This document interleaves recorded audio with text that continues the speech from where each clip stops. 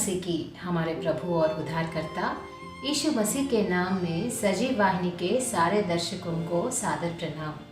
ये हमारा Hindi virtual live service आप हर रविवार 8:30 बजे YouTube और Facebook में देख सकते हैं।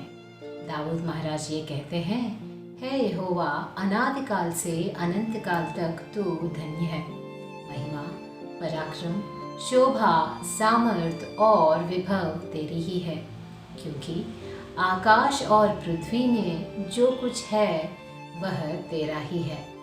चलिए इसी विश्वास के साथ दिसंबर के इस आखिरी सप्ताह में हम ये कहें, कुछ भी नामुमकिन नहीं है इस खुदा के लिए, सिर्फ हौसला चाहिए दुआ के लिए। प्रार्थना से शुरू करते हुए कुछ गीतों से इस परमपिता की स्तुति आराधना करेंगे। प्यारे प्रेमी जिंदा खुदावंद प्रभु परमेश्वर, हम आपके चरणों में आते हैं। आपका बहुत बहुत धन्यवाद प्रभु जी, आपने हमें बचाए रखा। आज का समय फिर आपने दिया। आपकी स्तुति हो, आपकी आराधना हो। सारी सृष्टि के मालिक हो, सारी सृष्टि के रक्षक हो प्रभु जी, हम आपको करते हैं सादर प्रणाम। प्रभु जी, हमारी आपने जो भी हमें दिया है, हमारे यहाँ जो कुछ भी है वो तो सब कुछ आपका दिया होगा प्रभु जी। हम आपके चरणों में आते हैं प्रभु जी।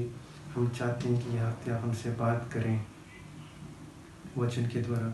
हम चाहते हैं कि हम आपकी स्तुति करें, आराधना करें। आप हमारे बीच विराजमान होइए प्रभु जी। और प्रभु जी, आज के दिन प्रभु जो भी आपके वचन सुनने के लिए आ रहे हैं प्रभु जी, इनसे आप बात करिए, उनकी ज़रूरतों को पूरा कीजिए प्रभु जी।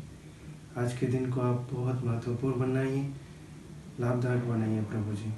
आपका बहुत बहुत धन्यवाद। आगे की पूरी प्रार्थना को आपके हाथों में सौंपते हुए ये छोटी सी प्रार्थना सुनने के लिए धन्यवाद। यीशु मसीह के नाम पे मांगते हैं, आमीन।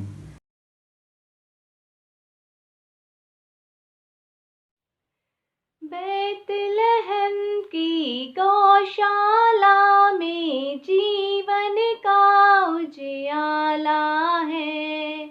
यहाँ स्वयं आकाश उतर कर इस धरती पर आया है। बैतलहम की गौशाला में जीवन का उजियाला है। यहाँ स्वयं आकाश उतर कर इस धरती पर आया है। नभ में होती उसकी महिमा, दूतों की वाणी में गौरव। नभ में होती उसकी महिमा, दूतों की वाणी में गौरव।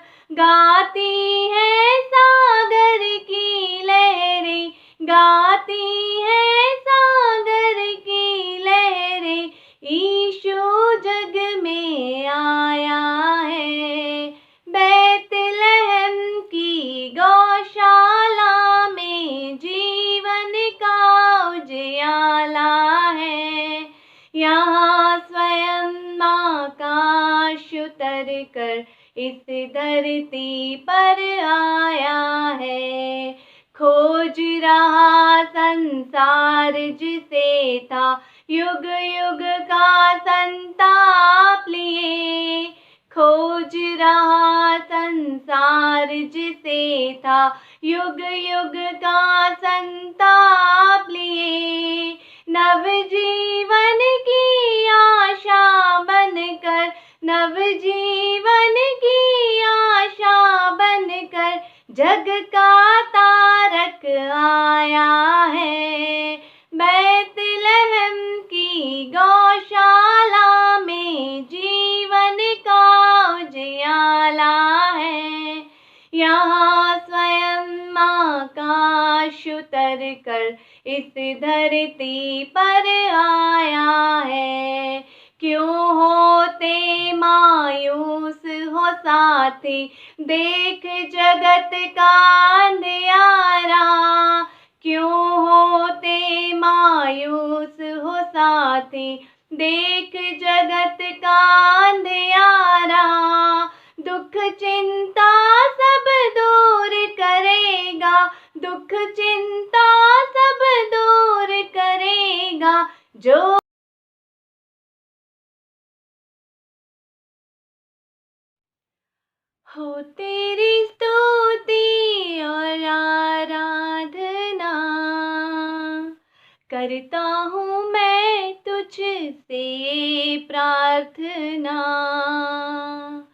महिमा से तेरी तू इस जगह को भर, जो भी तू चाहे तू यहाँ पे कर।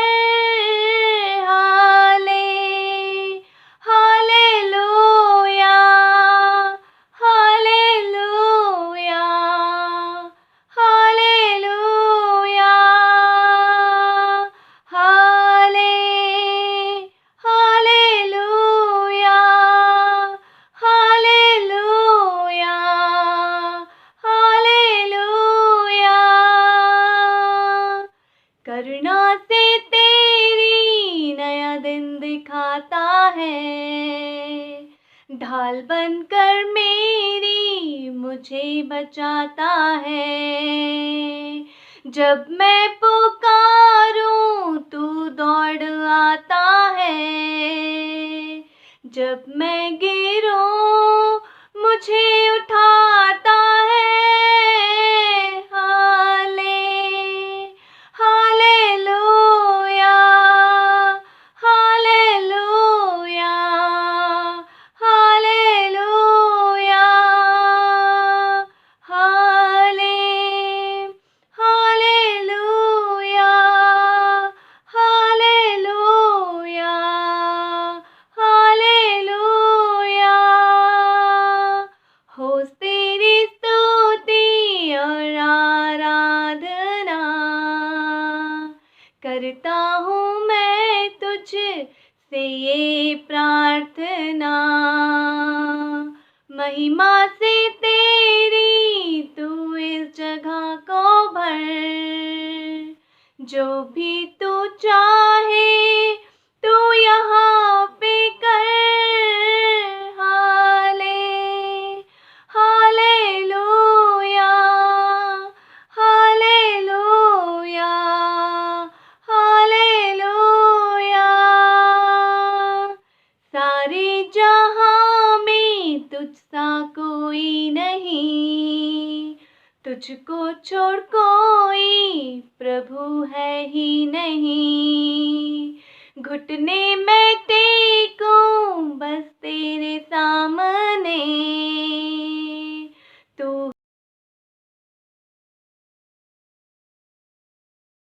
जो परमेश्वर के वचन सुनते हैं वो आशीष पाते हैं। प्रभु की ओर देखते हुए ये आशा करें कि आज कुछ नया सीखने को मिले उनके वचनों से। चलिए सुनते हैं प्रभु का संदेश उनके दास के द्वार।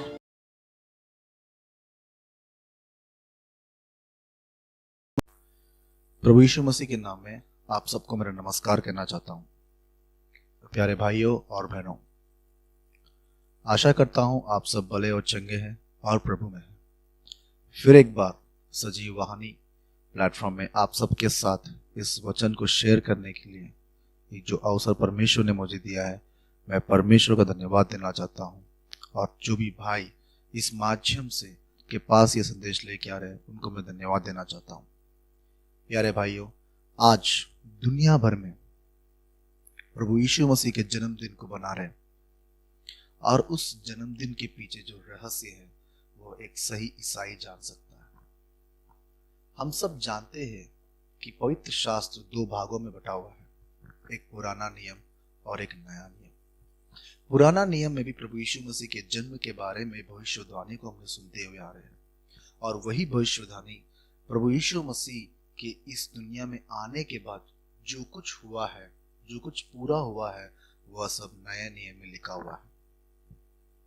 प्यारे भाइयों, बहुत से लोग ये कहते हैं कि और सोचते हैं और समझते हैं कि प्रभु यीशु मसीह के जन्म के बारे में या प्रभु यीशु मसीह के बारे में नया नियम बहुत कुछ बताता है। लेकिन जब हम पुराने नियम को ठीक से पढ़ते हैं और पुराने नियम को पवित्र आत्मा की सहायता से हम पढ़ते हैं, तो हर एक जगह हर एक शब्द प्रभु यीशु मसीह के बारे में बता रहा है। बल्कि मैं ये बात कह सकता हूँ कि बाइबल में जो 66 बुक्स है, ये सब सारांश प्रभु यीशु मसीह के बारे में बता रहे हैं। आप उत्पत्ति की किताब से मलाकी किताब तक हर एक बुक को पढ़ लीजिए, हर एक में प्रभु यीशु मसीह नजर आ रहे हैं। और मत्ती रचित सुसमाचार से लेकर प्रकाशित वाक्य तक तो हम समझ रहे हैं कि प्रभु यीशु मसीह उसमें है। क्योंकि प्रभु यीशु मसीह जब अपने कार्य का आरंभ कर रहे थे तो उनके पहाड़ी उपदेशों से लेकर प्रभु यीशु मसीह के मरने तक का जो कुछ कार्य हुआ था वह सब कुछ हम सुसमाचारों में पढ़ते हैं। और जब उन्होंने चेलों को प्रेरित किया और जो काम चेलों ने किया था उन सब का काम का वर्णन हम प्रेरितों के कार्य में देखते हैं। प्यारे भाइयों, प्रभु यीशु मसीह को हम कहते हैं कि 2000 साल पहले इस दुनिया में वो आया था, लेकिन हमें ये कहना चाहिए कि प्रभु यीशु मसीह शारीरिक तौर पर इस दुनिया में 2000 साल पहले आए थे। वचन क्लियरली कह रहा है कि प्रभु यीशु मसीह इस दुनिया में कब से की है, लेकिन मनुष्य के पापी हो जाने के कारण जब एक पवित्र लहू बहाने का आवश्यकता था तो प्रभु परमेश्वर ने अपने प्रिय पुत्र प्रभु यीशु मसीह को इस दुनिया में भेजा और हमारे लिए हमारे उद्धार के लिए अपने आप को बलि दिया, है ना। आइए कुछ ऐसे ही वचनों को मैं आपके पास लेके आना चाहता हूं। जब हम इस दुनिया में एक अच्छे समाज में जिस प्रकार रहना चाहते हैं, एक अच्छे उन्नत समाज में लोग जिस प्रकार रहते हैं, उस समाज को हम लोग अभी भी खोजते रहते हैं कि हम जहाँ कहीं रहे एक ऐसा समाज मिले जहाँ पे हमारे बातों को समझ सके, है ना, जहाँ पढ़ाई ठीक हो, जहाँ पे व्यवस्था ठीक है, जहाँ पे हर चीज के लिए उपलब्ध हो। इस प्रकार की चीजों में हम लोग देखते रहते हैं, लेकिन इस समाज के पीछे, इस अच्छे समाज के पीछे किसी का हाथ जरूर रहता है, किसी का हाथ जरूर रहता है, हाथ जरूर रहता है। और उस अच्छे समाज को बनाने के लिए सबसे पहले हम देखते हैं कि फिजिकल फिटनेस, और उसके बाद देखते हैं कि मेंटल फिटनेस। ये दो चीज अगर हम लोग नहीं है एक इंसान में तो उसको हम जेंटलमैन नहीं कहते। किसी भी चीज में अगर फिजिकली फिट नहीं है या मेंटली फिट नहीं है तो हम उसको क्लियरली बोल देते हैं कि ही इज मेंटली हैंडीकैप्ड या ही इज फिजिकली हैंडीकैप्ड। प्यारे भाइयों, मैं आज आपके पास एक स्पिरिचुअलिटी हैंडीकैप के बारे में लेके आना चाहता हूँ। आपके दिल में ये प्रश्न, ये सोच आ रहा होगा, क्रिसमस के टाइम पे ये क्या संदेश है। जब आप ये संदेश को आप पूरा सुनोगे तो आपको जरूर समझ में आएगा कि what is actually spiritually handicapped. देखिए, हम नए नियम में जब हम पुराने नियम में जाते हैं तो यिर्मयाह का किताब जब हम खोलते हैं उसका 31वां अध्याय, the book of Jeremiah 31st chapter 31 से लेकर 34 तक मैं आपके लिए पढ़ना चाहता हूँ। फिर एक बार यिर्मयाह का किताब उसका 31वां अध्याय 31वें वचन से लेकर 34वां वचन तक। फिर यहोवा की यह वाणी भी है, सुन, ऐसे दिन आने वाले हैं जब मैं इज़राइल और यहूदा के घराने को नई वाचा दूंगा। वह उस वाचा के समान ना होगी जो मैंने उनके पुरखों के समय बांधी थी, जब मैं उनका हाथ पकड़कर उन्हें मिस्र देश से निकाल लाया, क्योंकि यद्यपि मैं उनका पति था तो भी उन्होंने मेरे वाचा को तोड़ डाला। परंतु जो वाचा मैं उन दिनों के बाद इज़राइल के घराने को बांधूंगा वह यह है, मैं अपनी व्यवस्था उनके मनों में समाऊंगा और वे उनके हृदय पर लिखाऊंगा, और मैं उनका परमेश्वर यहोवा ठहरूंगा और वे मेरी प्रजा ठहरेगी। यहोवा की यह वाणी है। देखिए प्यारे भाइयों, में कितना सुंदर वर्ड है। 31वें वचन में यह परमेश्वर कह रहा है कि फिर यहोवा की यह वाणी है, सुन, ऐसे दिन आने वाले हैं जब मैं इज़राइल और यहूदा के सारे घराने को नई वाचा दूंगा। नई वाचा ही प्रभु परमेश्वर अपने पुत्र प्रभु यीशु के द्वारा हमें देने वाला है। प्रभु यीशु मसीह जब इस दुनिया में आया था तो हमारे बीच में एक नई वाचा को लेके आया। उस समय परमेश्वर व्यवस्था को उनके हाथ में दिया था। देखिए 32वां वचन में किस प्रकार कितने अच्छी तरह से लिखा है, जब मैं उनके हाथ में पकड़कर उन्हें मिस्र देश से लाया, क्योंकि यद्यपि मैं उनका पति था तो भी उन्होंने अपनी वाचा को तोड़ डाली। और एक वचन देखिए यहाँ पे कितना सुंदर है 31वें वचन में, सुन ऐसे दिन आने वाले हैं, ऐसे दिन आने वाले हैं। यिर्मयाह जब यहूदा प्रांत में, इज़राइल प्रांत में जब वह सेवा कर रहा था तो वह क्लियरली बता रहा था कि ऐसे दिन आने वाले हैं। और वह दिन क्या है? और वो दिन क्या है? मैं अपनी व्यवस्था उनके मन में समाऊंगा और वे उनके हृदय पर, और उसे उनके हृदय पर लिखूंगा। मैं उनका परमेश्वर ठहरूंगा और वे मेरी प्रजा ठहरेगी, क्योंकि यहोवा की यह वाणी है। कितना सुंदर वचन देखिए। प्रभु परमेश्वर यिर्मयाह जब एक प्रॉफिट था, तब उसी टाइम में, उसी समय उन सबको एक वचन दे रहा था या एक प्रॉमिस उनको दे रहा था कि मैं तुम्हारे लिए एक नई वाचा लेके आने वाला हूँ। और वह नई वाचा है, उनके मनों में परमेश्वर के वचनों को लिखना चाहता था, उनके मनों के ऊपर परमेश्वर के वचनों को लिखना चाहता था। देखिए प्रभु यीशु मसीह के बारे में जब हम खोजते हैं ना, तो कहीं पे भी मिल जाएगा। आप उत्पत्ति का किताब खोलिए, वहां पे प्रभु यीशु मसीह मिलेंगे। आप निर्गमन का किताब खोलिए, प्रभु यीशु मसीह वहां मिलेंगे। आप भजन संहिता खोलिए, प्रभु यीशु मसीह वहां पे मिलेंगे। आप योना का किताब खोलिए, प्रभु यीशु मसीह वहां पे मिलेंगे। प्रभु यीशु मसीह को आप खोजिए वचनों में, प्रभु यीशु मसीह आपको वहां पे मिलेगा। इतना क्लियरली एक समाज को बनाने के लिए प्रभु यीशु मसीह के बारे में प्रभु परमेश्वर कह रहा है कि मैं लोगों के मनों में अपनी व्यवस्था को समाऊंगा, अपनी व्यवस्था को समाऊंगा। भाई समझिए बात को। एक क्राइम जब होता है तो क्राइम अटेम्प्ट करने के टाइम पे उसे क्राइम नहीं कहते, जब वो क्राइम को कर देता है तब उसे क्राइम कहते हैं। या जो एक्ट लॉ एंड ऑर्डर के विरुद्ध में है उसे क्राइम कहते हैं, उसे क्राइम कहते हैं। जब मन में जब उसको विचार आता है, मन में जब उसको विचार आता है और उसी मन के बारे में प्रभु परमेश्वर कहता है कि मैं उस मन को धोने के लिए आया हूं, मैं उस मन को क्लीन करने के लिए आया हूं।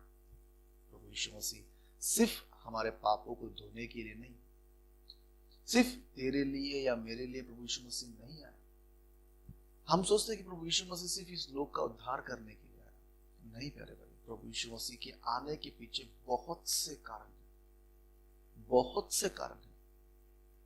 और उन कारणों में से एक कारण मैं आपके पास, आपके सामने रखने वाला हूं कि अपने नई वाचा के साथ, अपने नई वाचा के मध्य, अपने नई वाचा को परमेश्वर कहता है कि मैं उनको तुम्हारे मन में रखना चाहता हूं, ना कि किताब के तौर पर।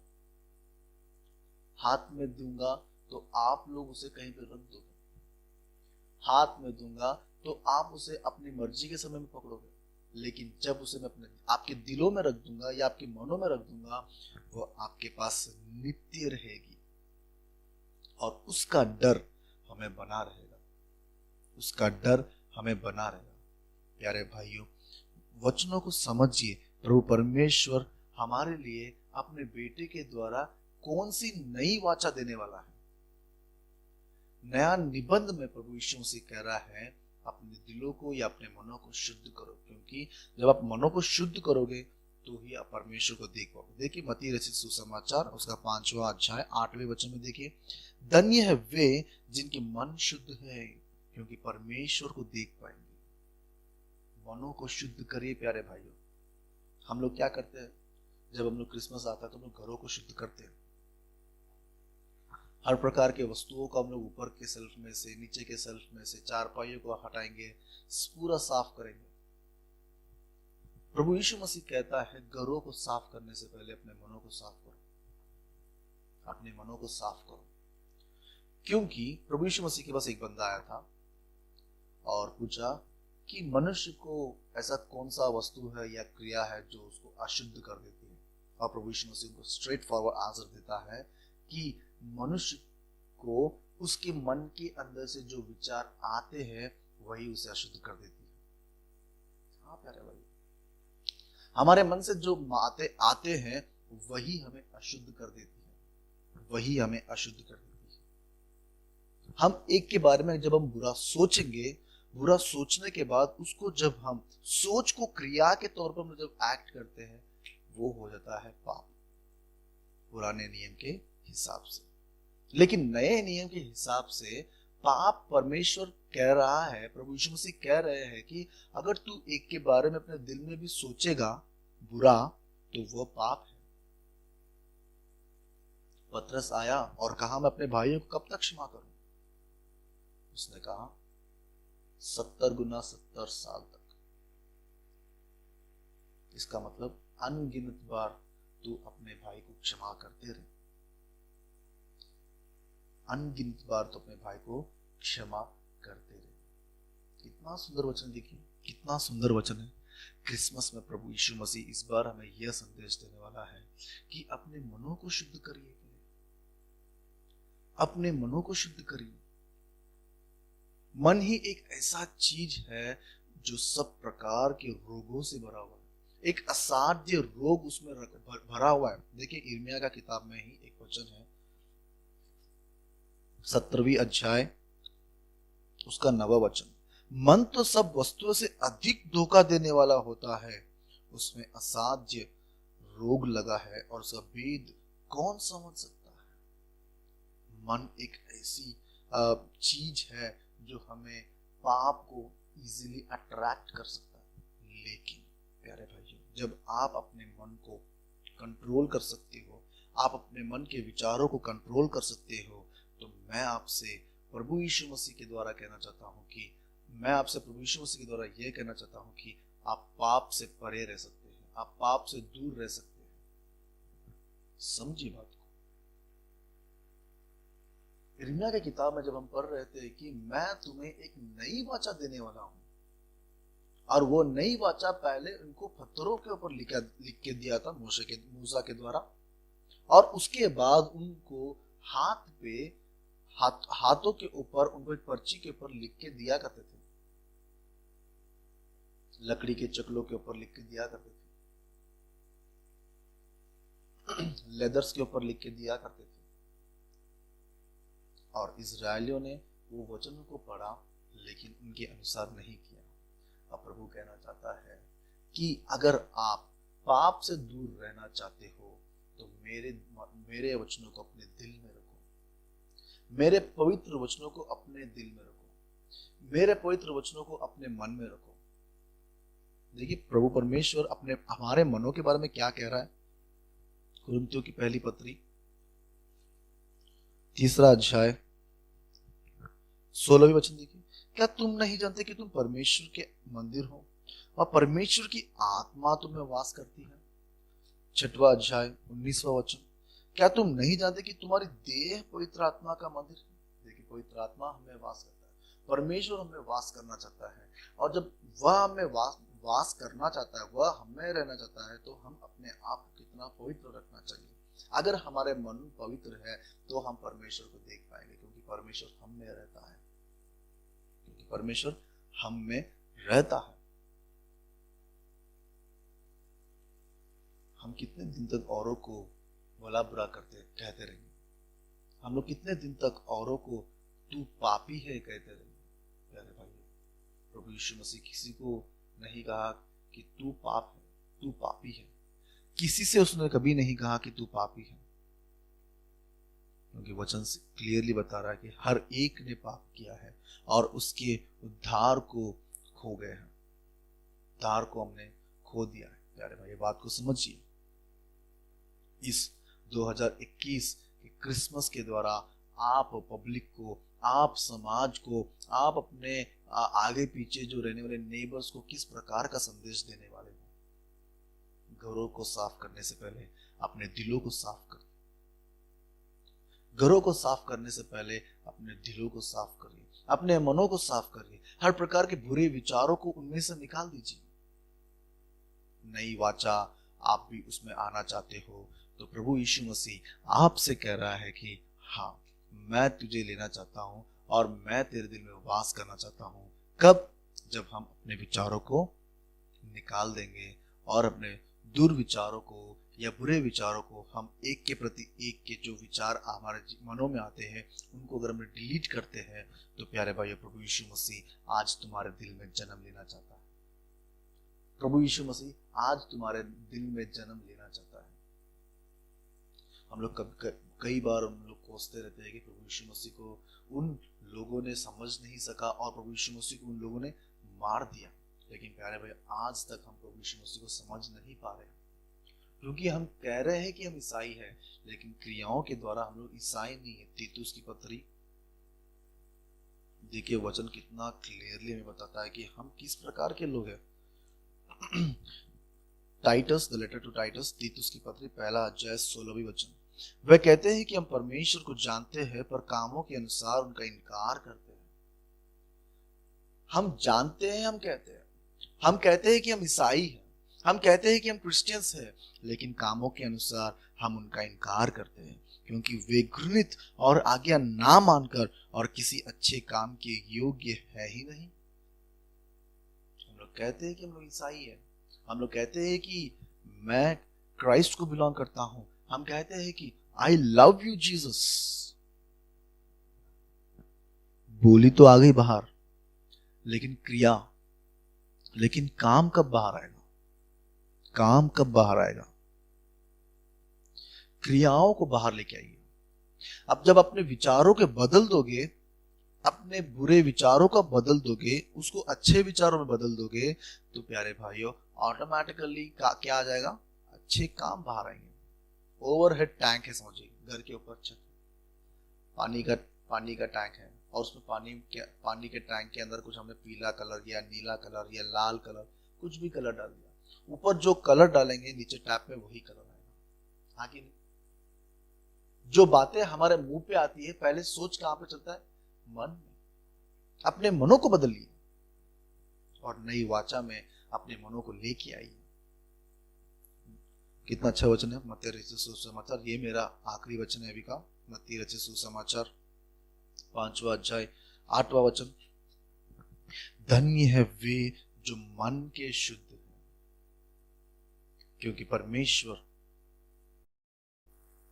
वे परमेश्वर को देखेंगे। प्यारे भाइयों, देखिए कितना अच्छा वचन है। धन्य है वे जो मन के शुद्ध हैं। अपने मनों को जांचिए एक बार, किस प्रकार के मन आपके हैं।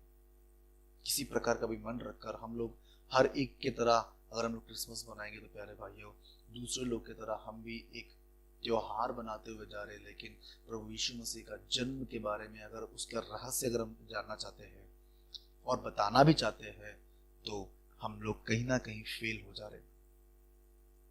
आइए हम जहां कहीं हैं, घुटने टेकेंगे या खड़े हो जाएंगे, या आप कभी भी कहीं पर भी हो, आप एक बार अपने आंखों को बंद करिए और प्रभु यीशु मसीह को अपने दिलों में स्वीकार करिए। प्रभु जी, मैं आज तक जिस प्रकार था प्रभु जी, लेकिन अब मैं अपना आप को बदलना चाहता हूँ।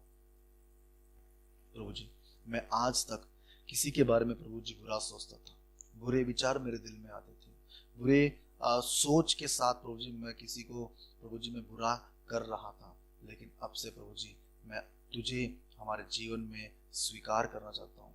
मैं तुझे अपने जीवन में आह्वान देता हूँ प्रभु जी, तू मेरे पास आ, क्योंकि मैं तेरे साथ जीना चाहता हूँ और तू मुझे मेरे साथ जी। प्रभु जी, इस सुंदर वचन के लिए धन्यवाद देना चाहता हूँ प्रभु जी, इस सुंदर वचन के लिए धन्यवाद देना चाहता हूँ प्रभु जी। इस दुनिया में प्रभु जी तू अपने प्रिय पुत्र को भेजा